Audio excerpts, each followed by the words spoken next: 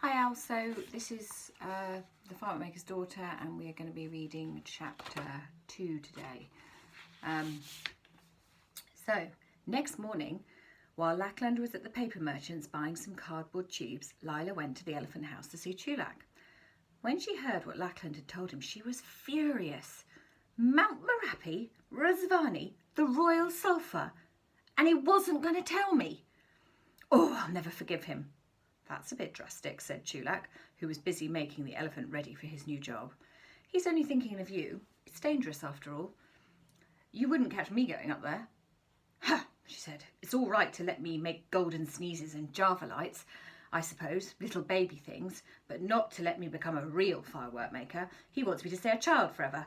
Well, I'm not going to, Chulak. I've had enough. I'm going to Mount Merapi and I'm going to bring back the royal sulphur and I'll set up as a firework maker on my own and put my father out of business. You see if I don't. No, wait, you ought to talk to him. But Lila wouldn't listen. She ran straight home, packed a little food to eat and a blanket and a few bronze coins and left a note on the workshop bench, which said, Dear Father, I've completed my apprenticeship. Thank you for all you have taught me. I am going to seek the royal surfer from Razvani, the fire fiend, and I shall probably not see you again. Your ex-daughter, Lila. Then she thought she should take something to show Razvani her skill and packed a few self-igniting crackle dragons. One of the last things she had invented was a new way of setting them off. You just had to pull a string instead of setting light to them.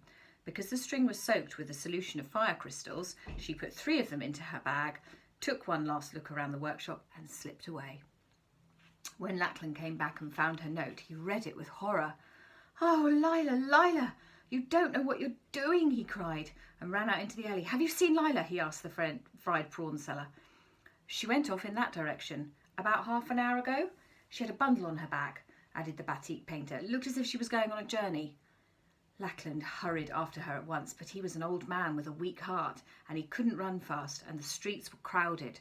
Rickshaw drivers jostled with bullock carts, a caravan of silk traders was pushing its way through the market, and in the Grand Boulevard a procession was going past. The crowd was so thick that Lackland couldn't move any further.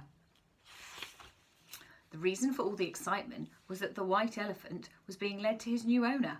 Chulak was leading Hamlet at the head of the procession, and with them came musicians playing bamboo flutes and banging teak drums and dancers swaying and snapping their fingernails, and a troop of servants with tape measures ready to measure Hamlet's new home for the silk curtains and velvet carpets the owner would have to buy.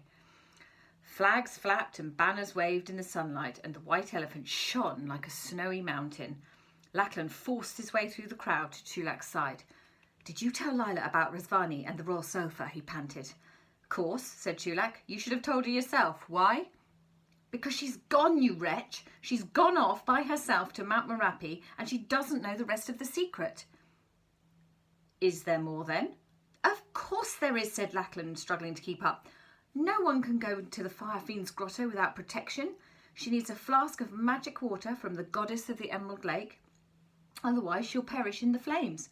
Oh, Chulak, what have you done? Chulak gulped.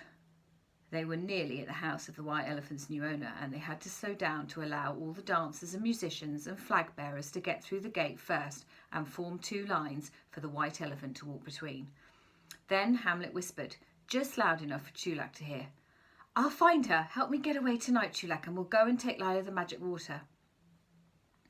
Good idea, whispered Chulak, beaming. Just what I was going to suggest. He turned to Lackland and said, listen, I've got a proposition. Me and Hamlet will find her. We'll get out tonight, Emerald Lake. Goddess, magic water, Mount Merapi. Nothing to it. Then Chulak turned to the servants. Mind out the way, he called. We've got to get him round the corner. Dear, dear, what a narrow gate. That'll have to come down. And what's this? Gravel? You want the white elephant to walk on gravel? Fetch a carpet at once. A red one. Go on, hurry. He clapped his hands and the servants bowed and scampered away. In the background, the new owner was tearing his hair. Chulak whispered to Lackland once more.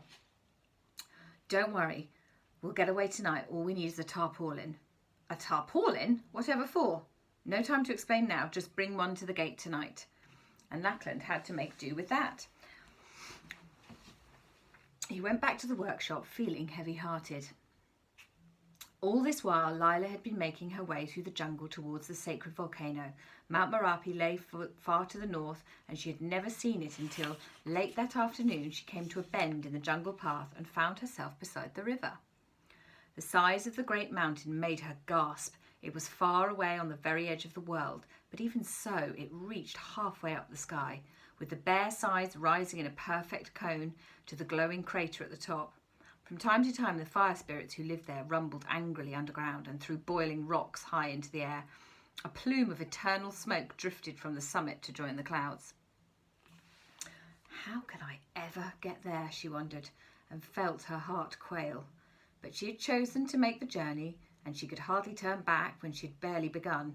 She shifted her bundle from one shoulder to the other and walked on. The jungle was a noisy place.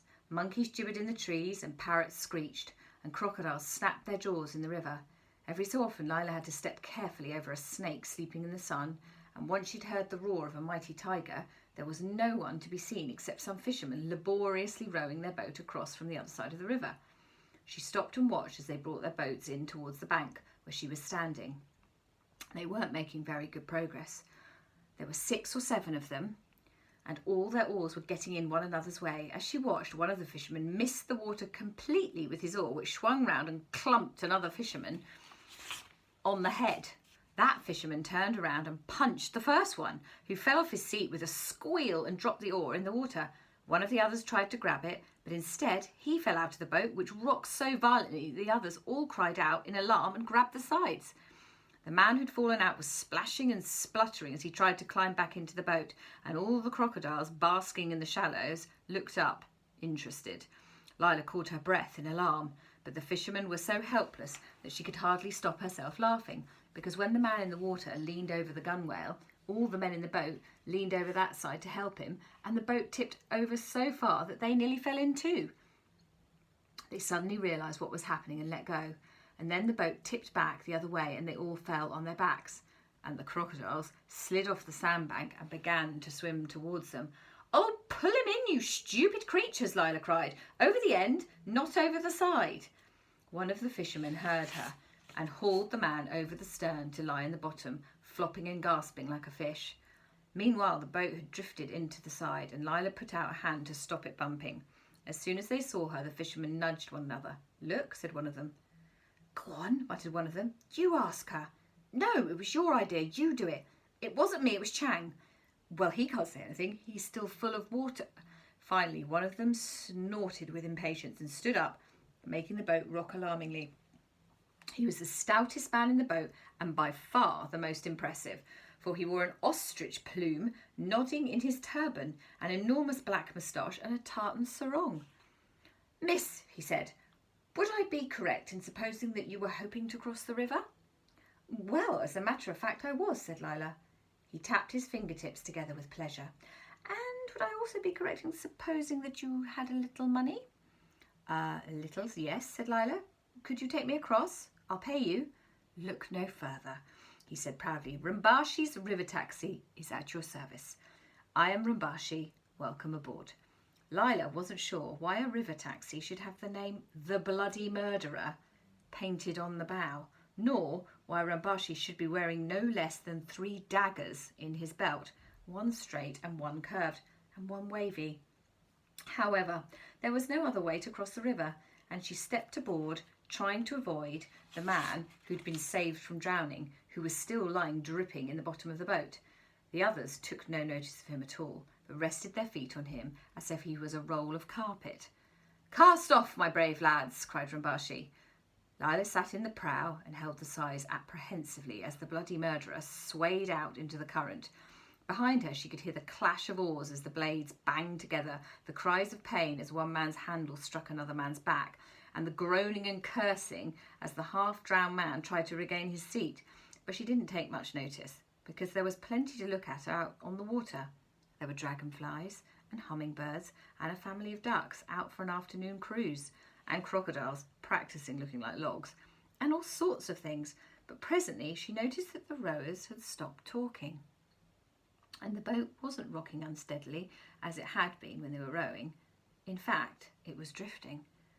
And the oarsmen weren't entirely silent either. She could hear whispers. You tell her. No, I don't want to. It's your turn. You've got to. You said you would. Let Chang do it. It's about time he did something. He's not fierce enough. You do it. Lila turned round. Oh, for goodness sake, she said, But she didn't finish the sentence because of the sight that met her eyes. All the rowers had put down their oars, which were sticking out in all directions, and each rower had tied a handkerchief over his nose and mouth, and they were all holding daggers. Rumbashi was holding two. There's a picture of them there.